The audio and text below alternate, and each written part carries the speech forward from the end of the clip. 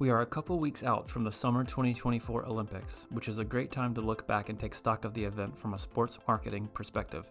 What was unique about how the Paris Olympics were promoted and presented? Did they take any notable risks? What did they do well and what didn't go well with marketing and overall communications? First of all, Paris, there's been a lot of talk and a lot written about, the Olympic movement. Is it still relevant? They've had, Tokyo without fans, and then Rio was fraught with issues, and Sochi Russian, whatever. So this really was like a seminal moment for the Olympic Games, and it delivered in an amazing way. I mean, it really was just a terrific success from all kinds of perspectives. I mean, the things you talked about, I mean, the games came off terrifically. Paris did take some risks in a number of areas. I guess I can touch on that. But it really set the games forward going there, because really what the Olympics are about, what's different in the Olympics is that people just gather for them, right? At a time when people really don't gather quite so much, it really galvanized folks. And as an aside, NBC and even NBC, they've had different formats. In the old days, you just sat at night and watched it, no matter what time the games ran. But they really, and for a number of games, they've kind of grappled with how do we balance live versus record or whatever. And they really nailed it this time. And the ratings were, I think, I'm not going to quote the numbers, but were far beyond, what they did in Tokyo, because on multiple platforms, right? People are on the phone at night, live games during the day, people getting up early in the morning, depending on where you live. So they really were able to capture that in a big way. As far as, taking some risks, I think that one of the biggest risks I thought was, having events in the Seine River, which I thought, I'm not sure, they took a risk. Ultimately, it came together. I thought even what was happening, there was so much positive around the games. Why do you want, this negativity creeping in that you kind of controlled? I know it was a lofty goal. It was a cool goal, right? Let's clean this up and do that.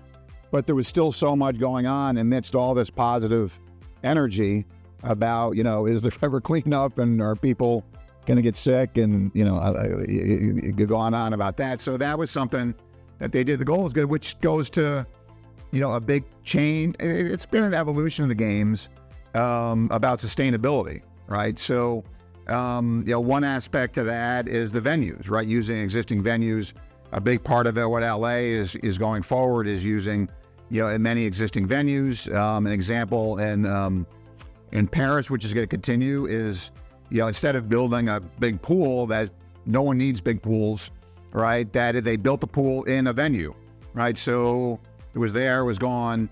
And I know LA is doing that. So that's a cool kind of innovation that stood out there. From a marketing perspective, it's Paris. What they did with the opening ceremonies on a boat was certainly a risk. It's something completely different. And it really stunk that it rained. But I think, the feedback on it, and I watched it, was this is really cool and different. Something else that they haven't done that's been a lot of the games to give access to folks is an Olympic Village. And they didn't have they have an Olympic Village for the athletes, but talking a place for fans and people to congregate, whether you have tickets or not. And they decided not to do that, but instead, spread that out throughout Paris and really engage and embrace the whole city. So it's interesting to see how that impacts it going forward. But they really, were all in on showcasing Paris in a big way. And everything, you couldn't miss the Eiffel Tower in any shot. And beach volleyball, which is always a huge thing, and right at the base of the Eiffel Tower. So that was a big deal. Even from an advertising and marketing perspective, the one advertiser that really stood out, Louis Vuitton, and they had the company's all kinds of initials now. So but it's Louis Vuitton, Moet, Hennessy, and the games, there's no signage, right? So the venues are clean. So it was all able to do that. But Louis Vuitton, which the way that was presented and the way they presented the medals and things, they got more exposure. And there was some controversy to that. Are they getting exposure when others don't? And even the Moet Champagne and that, and Coke also had a presence there. And then, different different other companies who sponsored a bit, like Toyota. It's interesting. I saw a speaker from Toyota recently at a sports marketing conference, and he said, two of our biggest entitlements are the NFL and the Olympics. We use the NFL to speak to the brain, right? Because NFL's everywhere and it's on it, and we get people to watch the NFL and do that. The Olympics speaks to their heart, and the Olympics gives the opportunity, and you saw that in advertising throughout the games and beyond. It makes you feel good. It makes people feel different, and do that. And so that stood out, and I saw some spots. I actually, through a Coke brand, Powerade, did Simone Biles did a terrific spot, on just her overcoming everything that she's done. She's done that too. But on the other hand, brands like Gatorade, right? We're actually just driving in today. I saw Sydney on the Eisenhower, a huge Gatorade spot, and people get the impression that it's an Olympic brand, even though it's not. It's a Pepsi brand. But, obviously Gatorade is omnipresent, stands out in a cool way. The Olympics are a huge international event, and in a few years, the world's spotlight will turn to Los Angeles for the 2028 Summer Games. Do you think there are any lessons that LA can take from this year to better plan and manage their hosting? Yeah, well, actually, LA is kind of interesting because the Olympics decided, because it's been harder to get cities for the first time, they selected two cities at the same time, Paris and LA. So in essence, LA has been planning and focused for much longer in their games. They're well into it in doing that. And obviously, things in Paris that stood out. And I just saw that, LA, what do you think when you think of LA? You think of cars, right? That you're not going to be able to access a venue via car, right? How are you going to do that? It's one thing to do in Paris where the metro is unbelievable and you walk around, it's a city of walking. None of those things you think in LA. So that's a bold thing, but I think that came out of that we need to get cars out here. We need to make it more sustainable. We need to do that. So that's something that's coming to that. From a marketing perspective, obviously for here in the U.S., the times of the venue just works better, right? Since we fit in there. But sustainability and existing venues, Mike, and a big part of LA's bid, which was part of Chicago's ill-fated 2016 bid, was existing venues and doing things. And one interesting that stood out, even the LA games, softball is returning as an Olympic sport, and the softball is going to take place in Oklahoma City. And the rationale behind that, right or wrong, like Oklahoma City, LA, that Oklahoma City has built this amazing softball structure with the NCAA championships every year. So instead of building, something similar to that, softball, why don't we host at Oklahoma City? We're going to make, we're going to make it possible for the athletes to be at the opening ceremonies, closing, whatever. But that's an example. The pool example I talked about, where they're, having a pool and space there, and just by way of LA, the different venues, and the Clippers and Steve Ballmer are opening a brand new, multi-billion-dollar facility and forum and everything. So they have the venues to support that. So, sustainability is something else from Paris that'll be interesting to see. And that, again, comes with sustainability, a plus and minus. The Olympic Village and where the athletes were housed, they wanted to make it very sustainable, 10,000 athletes. All the spaces are being converted to residential and retail, so nothing is going to be a white elephant. At the same time, there were some issues with the athletes. There were the beds were, were cardboard, and so they're retractable. The food maybe not wasn't. There was some things about that, and the food, and is the lodging comfortable enough? So I'm sure that's something they're looking into. Because right, you want to have something sustainable and not bringing all the stuff that's going to disappear. At the same time, you want to make sure you're taking care of the athletes in the biggest way. And of course, LA, from a marketing perspective, the 84 games really, I think in much the same way, I think the 2024 Paris games were transitional for the game itself. The 84 games in LA really was the first time that marketing and advertising and sponsors were brought in to really pay for it. And those LA games became profitable and became, okay, wow, there's a whole other funding mechanism. So LA has taken that to the next level going forward. DePaul's Newsline just ran a story about Olivia Homan, an alumna who had an amazing opportunity to capture the Olympics for NBC Universal's social media.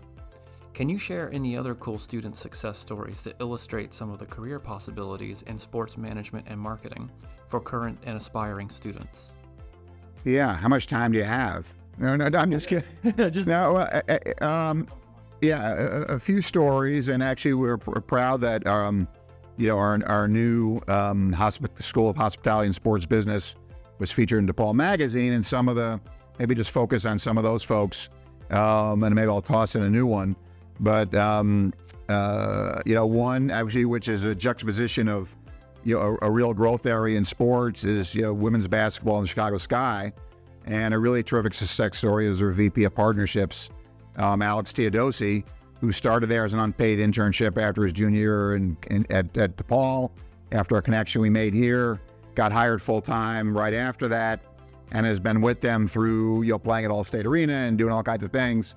And now seeing to where, he was on the championship parade a couple of years ago, and seeing actually ever just being in a game a couple of weeks ago, just seeing the depth of sponsors in the arena, and playing at Wintrust Arena is a great place for them. And just seeing how he was able to grow and do that, and actually he's brought in, a couple other, DePaul students who've done very successful there. So that's a great story. Sean Montgomery, who's a customer service rep. I think I might get his title wrong, but a rep with the Chicago Blackhawks. Talk about leveraging opportunities. As a student, he worked game day premier stuff for the Cubs. He worked the fan zone for the White Sox. He worked fan experience for the Bears. All while he's going to college and all doing other stuff. So when it came down to apply for things, now he had the contacts, the experience across multiple stuff. He just got a big award for the biggest retention. He's in charge of a bank of season ticket holders, making sure they retain. He did that. So that was terrific in that context. Another student I was just with actually a grad student, Meg Babikian, who actually, her undergrad was in music composition and is a concert pianist, but really, through some courses, wanted to change and get in the sports industry. 2 years ago, she got in the Cubs. She took a huge pay cut to get in the Cubs inside sales program, which is a year-long program. Did really well. Got hired full-time as a account executive. Just as the season started, she got promoted to the manager of that group. So it's really cool seeing someone from a different industry, but getting the exposure here to do that. Patrick Scully, also in, I'll have to switch to a different area. Patrick Scully, who's with the Tennessee Titans. Again, he did internships with the Green Bay Packers, with Northern Illinois Athletics, with the Chicago Fire.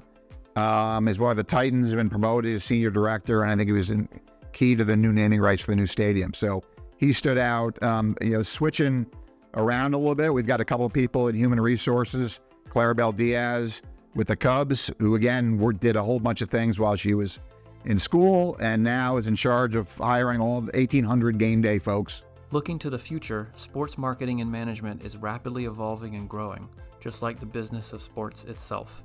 What kinds of trends in this field should students have their eyes on and be looking to capitalize on? Yeah, well, sports betting certainly is one, and not just from the fact there are a lot of opportunities there and the different companies that are part of that, but also what that drives. Sports betting isn't just about the revenue for the betting.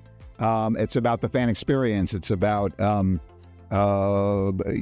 TV ratings. It's about more merchandise. You're more engaged because you're betting, even if it's $5 or much more, you're going to be more engaged. So it's really helping grow the world of sports. In addition, the biggest trend by far, which the Olympic Games help pan that out, is women's sports. Right? For years, people talk about watch women's sports, pay attention.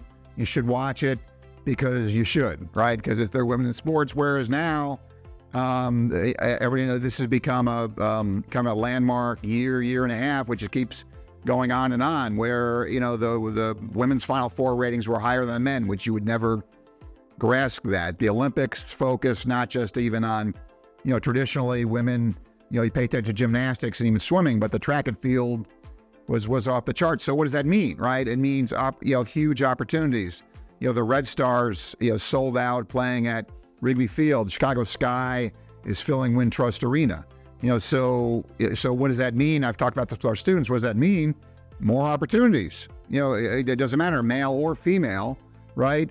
It's all growing. So the industry is growing because sports, much like people capture the Olympics, the fact that it's live and it's engaging and people want to connect, that's not changing. As a matter of fact, it's growing. So everything kind of associated with that is a huge opportunity. And along with that, ticket sales has traditionally been and still continues to be one of the leading ways to get into sports, and that is changing. But analytics is, business analytics is a huge thing. And I'm not necessarily talking about the Moneyball side and player stuff, but on the business side, evaluating season ticket plans and media, and what's the right merchandising element, all of that. With the advent of cashless at the ballpark, they have data on everything, right? And there's no hard tickets anymore. They have data on who's coming, where they are, so how to do that and how to organize that. I know in the past 10 years, for one, because we work closely with them, Chicago Bulls hired their first analytics person. They have a 12-person staff just on business analytics there. So those are a couple areas that are opportunity. And also, I'll leave one out, is just digital media. Digital is growing in a wide range as people are capturing content, not just sitting in front of the TV and flicking the channels, but on multiple sources, multiple formats, quick hits and things. So how to do that and how to distill that is really another opportunity that's going to continue to grow. Chicago is a legendary sports city. What kind of unique opportunities for studying sports management and marketing at DePaul does this location in Chicago present? Yeah, I mean, that is, our sports business program has grown tremendously, and because of where we are, it's a big factor to that, right? I have great colleagues at other schools, but they don't have the advantage that we have, right? And then I can then capture this with, this will be the 11th year of our December term behind the scenes of Chicago Sports Organizations class, where we spend a week not having speakers come in, visiting Chicago sports organizations. And people ask me, well, how do you get around? Do you take a bus, or what do you get, rent a bus? No, we take the L, or you get wherever. So the furthest north we go is Wrigley Field. The furthest west we go is United Center. The furthest south is Guaranteed Rate Field. And we're able to capture the world of sports within that, right? And not just the professional sports teams.